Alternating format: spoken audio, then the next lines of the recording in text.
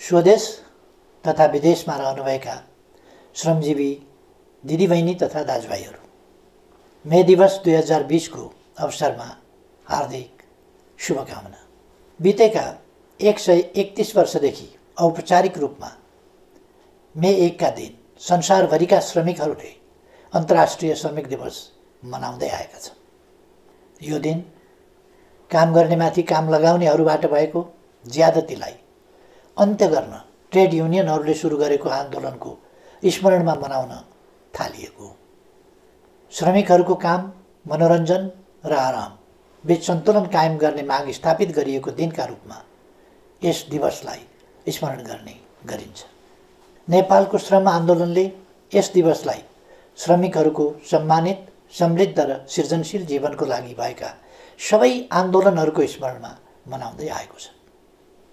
पछिल्ला केही वर्ष यता हामीले यस दिवसलाई नेपाली श्रमिकहरूको एकता र उपलब्धिको उत्सवका रूपमा पनि मनाउँदै आएका छौँ। हरेक वर्ष श्रमको संसारमा भएका उपलब्धिहरूको चर्चा गर्ने र गर्न बाँकी कामहरूलाई पुरा गर्ने अठोट गर्ने दिनका रूपमा पनि मे 1 लाई लिँदै आएका छौँ। तर यस वर्षको मे दिवस हामीहरू भिन्न रूपमा मनाउँदैछौँ।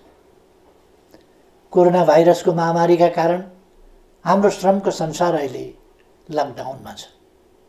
मैले पहिले पनि भनेको छु, अहिले यति बेला विश्वभरिका कोरोना प्रभावित 210 मुलुकमा जस्तै हाम्रो देशको पनि उत्पादन प्रणालीको कडी टुटेको छ। हाम्रा सृजनशील हातहरू यतिखेर लकडाउनमा छन्। हाम्रो श्रमको प्रतीक्षामा रहेका उत्पादनका साधनहरू पनि लकडाउनमै छन्। अहिलेको लकडाउन विश्वव्यापी हो र यो बाध्यकारी रहेको छ। कोरोना भाइरसका कारणले यसलाई स्वीकार्नु परेको बाध्यता हाम्रा अगाडि छ। यसले निर्माण, रोजगारी र उत्पादनमा पारेको प्रतिकूल प्रभावको अवस्थाले श्रमजीवी वर्गको बुझाइ जस्तै श्रम र उत्पादनको सम्बन्ध एवं त्यसको महत्त्वलाई सबै वर्गले गम्भीरताका साथ बुझ्ने नयाँ परिस्थिति पनि निर्माण भएको छ। श्रम आधारभूत कुरा हो र जीवन प्रमुख कुरा हो। श्रम बिनाको पुँजी र प्रविधि पनि अर्थहीन हुन्छ भन्ने आजको यथार्थले स्पष्ट पारेको छ। उद्योग व्यवसाय बन्द हुँदा आम्दानी घटेका, स्वदेशमा कार्यरत सबै प्रकृतिका श्रमिकहरूका कष्टकर जीवनप्रति म अत्यन्तै दुखी छु। 1 दशकको हिंसात्मक द्वन्द्वका कारण गाउँको रोजगारी खोसिँदा सहर बजार पसेका, तर सहर बजारले रोजगारी दिन नसक्दा परदेश भासिएका लाखौँ नेपाली युवा श्रमिकहरू विभिन्न मुलुकमा कार्यरत छन्। युवाहरू विदेशिने यी र अन्य विभिन्न बाध्यकारी परिस्थिति तथा प्रवृत्ति पनि छन् र अहिले कोरोना भाइरसको महामारीका कारण न कार्यरत मुलुकमा रहन सकिने न त स्वदेश फर्किन सकिने चेपुवामा श्रमिकहरू परिरहेका छन्। यसबाट सृजना भएको पीडाप्रति म जानकार तथा संवेदनशील छु। यस अप्ठ्यारो घडीमा स्वदेश तथा विदेशमा रहनुभएका सम्पूर्ण श्रमजीवी नेपाली दिदीबहिनी तथा दाजुभाइहरूमा हार्दिक ऐक्यबद्धता जाहेर गर्दछु। दिदीबहिनी तथा दाजुभाइहरू, विगत 2 वर्षदेखि हाम्रो अर्थतन्त्रले तीव्र विकासको लय समातेको थियो। सरकारको संयोजनमा उद्यमी तथा श्रमिक दुवै पक्षबीच उच्च समझदारी कायम रहेको थियो। त्यही समझदारीका कारण श्रमिकको न्यूनतम पारिश्रमिक इतिहासमै उच्च अर्थात् 39% वृद्धि भएको थियो। नियमित जस्तो औद्योगिक द्वन्द्वको पीडा झेलिरहेको नेपाली श्रमको दुनियाँमा हडताल र तालाबन्दी सबैले बिर्सिसकेको नमिठो सपना जस्तो भइसकेको थियो। हाम्रो आर्थिक वृद्धि दोहोरो अङ्कको लक्ष्य हासिल गर्नेतर्फ लम्किएको थियो। सरकारले श्रम क्षेत्रमा पहिलो वर्षको तुलनामा दोस्रो वर्ष झन्डै दोब्बर बजेट वृद्धि गरेको थियो। दक्ष जनशक्ति निर्माण, रोजगारी सृजना, सामाजिक सुरक्षा र सुरक्षित तथा सुलभ वैदेशिक रोजगारीका 4 लक्ष्यमा आधारित विभिन्न कार्यक्रमहरू श्रम, रोजगार तथा सामाजिक सुरक्षा मन्त्रालय मार्फत सञ्चालनमा आएका थिए। यी 2 वर्षको अवधिमा प्रधानमन्त्री रोजगार कार्यक्रम मार्फत 22 लाख श्रमदिन बराबरको रोजगारी सृजना गरिएको थियो। श्रमिकको पारिश्रमिक बैंक मार्फत भुक्तानी गर्ने र काम गर्दाको समयमा वा सेवानिवृत्त भएपछिको जीवनलाई सुरक्षित गर्न योगदानमा आधारित सामाजिक सुरक्षाको सुरुवात गरियो। 1 वर्षमा कम्तीमा 100 दिन बराबरको रोजगारी प्रत्याभूत अर्थात् ग्यारेन्टी गरियो। विभिन्न मुलुकसँग श्रम सम्झौता गर्ने र प्रविधिमा आधारित सरल श्रम सम्बन्धी सेवाहरू थालियो। बेरोजगार लक्षित सिप विकास र उद्यमशीलता प्रवर्धन कार्यक्रम सञ्चालन गरियो। उच्च शिक्षा हासिल गरेका युवाहरूको लागि शैक्षिक प्रमाणपत्र धितोमा राखेर 5% ब्याज अनुदानमा 7 लाखसम्म ऋण उपलब्ध गराउन थालिएको थियो। तर यस मे दिवसको सङ्घारमा आज हामी कोरोना महामारीका विरुद्धको युद्धमा होमिएका छौँ। तत्कालको लागि हाम्रो प्रयास यस महामारीले सिर्जना गरेको समस्या सामना गर्नेतर्फ केन्द्रित छ। यतिखेर सरकार कोरोना सङ्क्रमणको रोकथाम, पहिचान, परीक्षण र उपचारमा लागि परेको छ। यसमा कमी नआओस् भनेर नै यस महामारी विरुद्धको यस युद्धमा संलग्न सबैका लागि 25 लाख रकम बराबरको बिमा गरिएको छ। व्यक्तिगत सुरक्षा उपकरणको व्यवस्थाका साथै उनीहरूको भत्तामा 100% सम्म थप गरिएको छ। लकडाउनको अवधिको पारिश्रमिक कायम गर्न र महिला स्वास्थ्य स्वयंसेवीकालाई एकमुष्ट 1500 रुपियाँ थप भत्ताको व्यवस्था गरिएको छ। सामाजिक सुरक्षा कोषमा आबद्ध सम्पूर्ण श्रमिकहरूको आयमा कमी नआओस् भनेर नै प्रत्येक श्रमिकको योगदान बराबरको रकम सरकारले नै कोषमा जम्मा गरिदिएको छ। सामाजिक सुरक्षा कोषमा योगदान गर्दा लाग्ने दोहोरो करको व्यवस्था हटाइएको छ। विद्युतको उपभोगमा सहुलियतको व्यवस्था गरी सुलभ मूल्यमा इन्डक्सन चुलोको व्यवस्था समेत गरिएको छ। दैनिक गर्ने कामबाट जीवन धानिरहेकाहरूलाई भोकै पर्न नदिन नेपालमा कोही भोकै पर्दैन, कोही भोकले मर्दैन भन्ने सरकारको नीति अन्तर्गत स्थानीय तह, प्रदेश तथा केन्द्रीय प्रशासनको संयोजनमा राहतको व्यवस्था गरिएको छ। श्रमजीवी दाजुभाइ तथा दिदीबहिनीहरू, म ठान्दछु श्रमजीवी वर्ग भनेको दुःख गर्न सक्ने तर सुखको सपना देख्ने वर्ग हो, परिवर्तनको संवाहक हो र सबै आत्तिएको बेला ढाडस दिन सक्ने अनि आफै अघि सरेर समस्याको सामना गर्न सक्ने वर्ग श्रमजीवी वर्ग हो। कोरोना भाइरसको महामारीका विरुद्ध अग्रपङ्क्तिमा रहेर जुधिरहेका चिकित्सक, स्वास्थ्यकर्मी, सुरक्षाकर्मी र सफाई लगायतका सेवामा क्रियाशील श्रमजीवीहरू यसका उदाहरण हुन्, जसको अथक परिश्रमले कोरोना भाइरस विरुद्धको लडाइँमा विश्व स्तरमा उल्लेख गर्न लायक सफलता हाम्रो मुलुकले प्राप्त गरेको छ। हालसम्म यो महामारी समुदाय स्तरमा फैलिनबाट रोकिनु र कुनै पनि मानवीय क्षति नभएको गरिबीको रेकर्ड कायम रहनु सन्तोषको विषय हो। आफैलाई जोखिममा पारी अरूको जीवन रक्षामा संलग्न उहाँहरू सबैको म उच्च प्रशंसा गर्न चाहन्छु। मलाई थाहा छ अवधिको हिसाबले यस वर्ष श्रमिकहरूको न्यूनतम पारिश्रमिक पुनरावलोकन गर्नुपर्ने वर्ष हो। तर तपाईँ हामी सबैलाई थाहा छ अहिले परिस्थितिले हामीलाई साथ दिइरहेको छैन। 8.5% को आर्थिक वृद्धिको उच्च आकाङ्क्षाका साथ अघि बढेका हामीहरू 3% वा त्यसभन्दा कमको आर्थिक वृद्धिमा खुम्चिन पो पर्ने हो कि भन्ने अवस्थाले गम्भीर बनेका छौँ। मैले पहिले पनि भनिसकेको छु, हाम्रो जीडीपीको झन्डै 4% यस महामारीका कारण क्षति भइसकेको छ। विश्व स्तरमा तुलनात्मक रूपमा हेर्ने हो भने रोजगारी र अर्थतन्त्रको अहिलेको अवस्था अघिल्लो शताब्दीको महामन्दीमा जस्तै वा त्योभन्दा पनि भयावह हुने आकलन गर्न थालिएको छ। सन् 1930 को दशकमा भएको महामन्दीमा काम गर्ने उमेर समूहका कुनै औद्योगिक मुलुकमा 23% र कतिपयमा 33% सम्म बेरोजगार भएका थिए। यस महामारी पछिको पहिलो 4 महिनामा नै 20औं शताब्दीको त्यस दशकको भन्दा ज्यादा श्रमजीवीहरू बेरोजगार भइसकेका छन्। महामन्दीको त्यस समयमा सिङ्गो 1 दशकमा कुल गार्हस्थ्य उत्पादनमा जति सङ्कुचन आएको थियो, यस महामारीको पहिलो 4 महिनामा ती विकसित अर्थतन्त्रमा त्यसको झन्डै 3 गुणा बढी सङ्कुचन आएको छ। तर घरमुलीले अनिकालमा पनि परिवारलाई भोकै राख्दैन, रुखोसुखो भरण पोषणको जोगावट गर्छ र व्यवहार चलाउँछ। तपाईँहरूको यस प्रधानमन्त्रीले नेतृत्व गरेको सरकारले पनि उपलब्ध स्रोत र साधनले भ्याएसम्म सुविधाको जोगावट गर्छ। कसरी?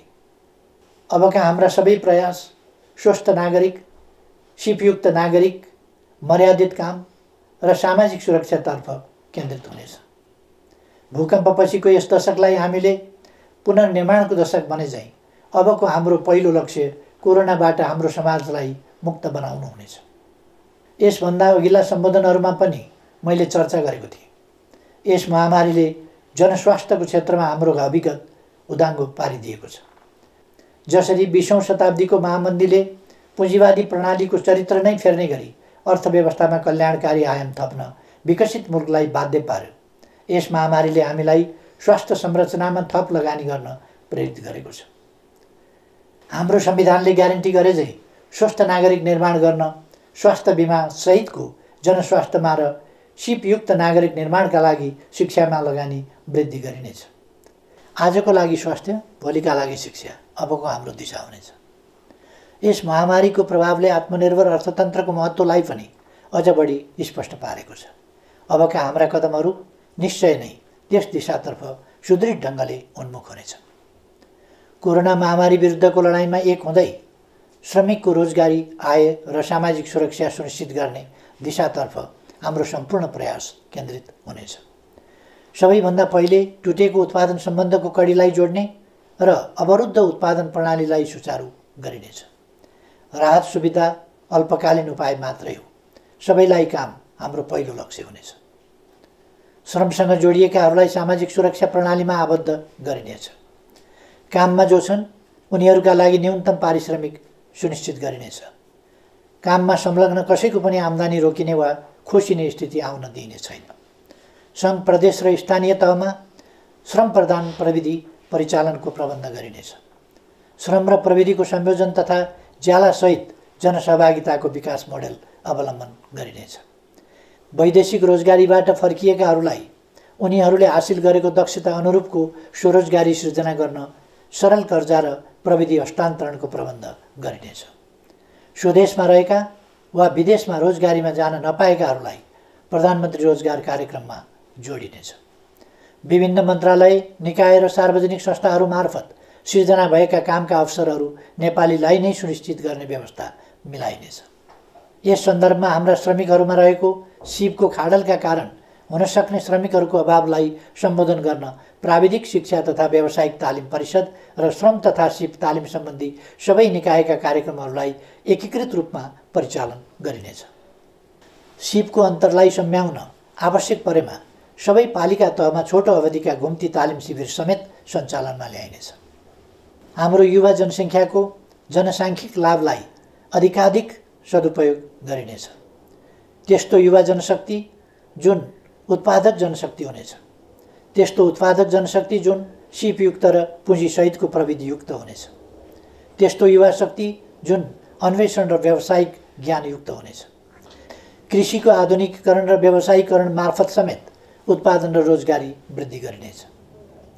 जमिन नहुने श्रमिकहरूका लागि भूमि बैङ्कलाई कार्यान्वयनमा ल्याई त्यसैको माध्यमद्वारा भूमिको व्यवस्था गरिनेछ। बैङ्कहरूबाट सुलभ कर्जाको बन्दोबस्त गर्ने र सरकारद्वारा सिप तालिमको प्रत्याभूति गरी समन्वयात्मक ढङ्गबाट कामलाई अघि बढाइनेछ। विगतका जनआन्दोलन र द्वन्द्वकालका युवा तथा अरू घाइतेहरू अझै पनि उपचारविहीन अवस्थामा रहिरहेका छन्। तिनको उपचारका लागि सरकारले पटक पटक गरेका आह्वान र प्रयासहरूको सन्देश उचित रूपमा सम्प्रेषण हुन सकेन। म आह्वान गर्दछु सम्पूर्ण घाइतेहरू प्रशासनको सम्पर्कमा आउनुहोस्।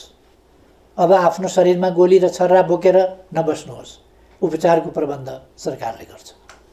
यस प्रयासबाट घाइते भई अशक्त अवस्थामा रहेकाहरू पनि निको भएर स्वाभिमानपूर्वक रोजगारीमा फर्कन सक्ने अवस्थाको समेत सिर्जना हुनेछ। दिदीबहिनी तथा दाजुभाइहरू, नेपाली समाजको परिवर्तन र अहिलेको स्थायित्व एवं विकासको परिस्थिति आफै निर्माण भएको होइन। सही विचार र गन्तव्यमा आधारित बलिदानपूर्ण सङ्घर्ष र सचेत प्रयासबाट मात्र यस परिस्थितिको निर्माण भएको हो। आज नेपालका केही सञ्चार माध्यमहरू र सामाजिक सञ्जालहरूमा पनि स्थिरता, स्थायित्व र विकासका विरुद्ध देशलाई अस्थिरतातर्फ धकेल्ने प्रकृतिका प्रयासहरूको समाचार सम्प्रेषण र चर्चा भइरहेको देखिन्छ। एकातिर सम्पूर्ण नेपाली जनता र सिङ्गै विश्व कोरोना महामारीका विरुद्ध लडिरहेको अवस्था छ। अर्कातिर यही अप्ठ्यारो परिस्थितिलाई मौका छोपेर अस्थिरताका त्यस्ता प्रयासहरू गरिनु दुःखद कुरा हो। आफ्ना ससाना स्वार्थ वा कुनै गलत उद्देश्यका साथ कसैले यस परिस्थितिलाई बिथोल्न र बिगार्न खोज्छ भने सरकार, नेकपाका कार्यकर्ता र आम नेपाली जनतालाई यो किमार्थ स्वीकार्य हुँदैन। त्यस्ता प्रयासलाई सफल हुन दिइने छैन भन्नेमा म सबैलाई आश्वस्त पनि पार्न चाहन्छु। नेपालको राजनीतिक आन्दोलनले ट्रेड युनियन आन्दोलनलाई वैचारिक नेतृत्व गरिरहेको छ, तर नेपाली ट्रेड युनियन आन्दोलनले राजनीतिक आन्दोलनलाई धेरै कुरा सिकाएको छ। अप्ठ्यारोमा नहड बनाउने, अनिकालमा मिलेर बिउ जोगाउने, सहकालमा भएका नाफाको न्यायोचित वितरणमा सामाजिक संवाद गर्ने अनि विविधताबीच एकता कायम गरी अघि बढ्ने। ट्रेड युनियनले हामीलाई सिकाएको छ आपसी एकता र युनियन बनाउने भनेको भर्याङको खुड्किलो थपे जस्तै हो। तल्लो खुड्किलो बलियो भए मात्रै माथि पुगिन्छ। त्यसैले तल हेरौँ, माथि मात्रै होइन। त्यसैले म भन्न चाहन्छु, आजको अप्ठ्यारो घडीमा मिलेर अघि बढ्नुपर्छ युनियन जस्तै। हामीले आफ्ना आकाङ्क्षाको आकाशतिर माथि मात्र होइन, जनता भएतिर तल पनि हेर्नुपर्छ युनियनले भने जस्तै। कमी कमजोरी भए सच्याउनुपर्छ, तर अराजक होइन, अनुशासित हुनुपर्छ। समयको ख्याल गर्नुपर्छ, आफैलाई घात गर्ने होइन, इमान्दार बन्नुपर्छ युनियनले भने जस्तै। यस प्रसङ्गमा नेपालका मान्यता प्राप्त ट्रेड युनियनहरूले निर्माण गरेको उनीहरूको साझा संस्था जेटियुसीलाई म स्मरण गर्न चाहन्छु र यसको छाताभित्र समेटिएका सबै ट्रेड युनियनहरू, तिनमा आबद्ध श्रमिकहरू र सम्पूर्ण श्रमजीवी जनसमुदायहरूलाई यस वर्षको मे दिवसको अवसरमा म हार्दिक शुभकामना व्यक्त गर्दछु।